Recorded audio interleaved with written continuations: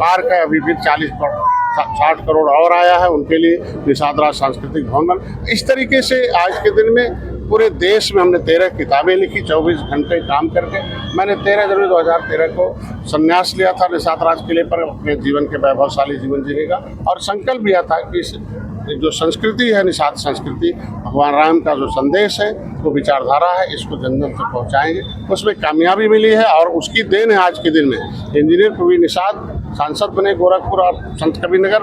मोदी जी ने विश्वास किया और आप देखे होंगे कि संत कबीरनगर के चारों क्षेत्रों में बहुत ये एनर्जी डिपार्टमेंट के मेंबर भी थे, और मोदी जी के उस निर्देश पर पूरे देश में दौड़ा करके आपने देखा होगा जो बिजली 4 घंटे आती थी अब वो 24 घंटे आती है।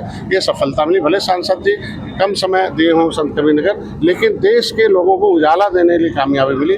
डॉक्टर संजय ने भी निषादों के लिए ढेर सारी नीतियाँ बनाई। प्रधानमंत्री से 41,500 करोड़ रुपया पूरे 6 साल के अंदर दिया गया। तो आज के दिन में यह हम लोग सौभाग्यशाली हैं कि इस जयंती के अवसर पर भारतीय जनता पार्टी ने हमें आज वो अवसर दिया है, और आज के दिन में हमारे इस निषाद पार्टी और निषाद राज की कृपा से इनकी जो प्रतिनिधित्व है, जिनकी आवाज़ है, जो वकील हैं, इस आज की उस विचारधारा को सदन में भी पहुंचाने में हम कामयाब हुए। आज के दिन में 6 सांसद उत्तर प्रदेश से हैं और प्रदेशों से भी जा रहे हैं, और विधानसभा, विधान परिषद और राज्यसभा में 2-2 हैं। तो आज के दिन में हम लोग इस जयंती का साथ जनता जनार्दन है, जनता जज है, और यही एक समुदाय था जिसको पौवा पिलाकर इनके ऊपर गलत बिकाऊ पियाओं का लेबी लगाए रहते थे, लेकिन अब एक निषाद पार्टी का लेबी लगा लिया और निषाद राज के वंशज के रूप में ये अब इकट्ठे होकर एक जहां उचित होता है वहां वोट डालने का काम कर रहे हैं। पूरा हो गया, अभी तक आरक्षण नहीं मिल पाया निषाद के लिए। आरक्षण के साथ साथ आपने देखा होगा आरक्षण की आवाज उठाने के लिए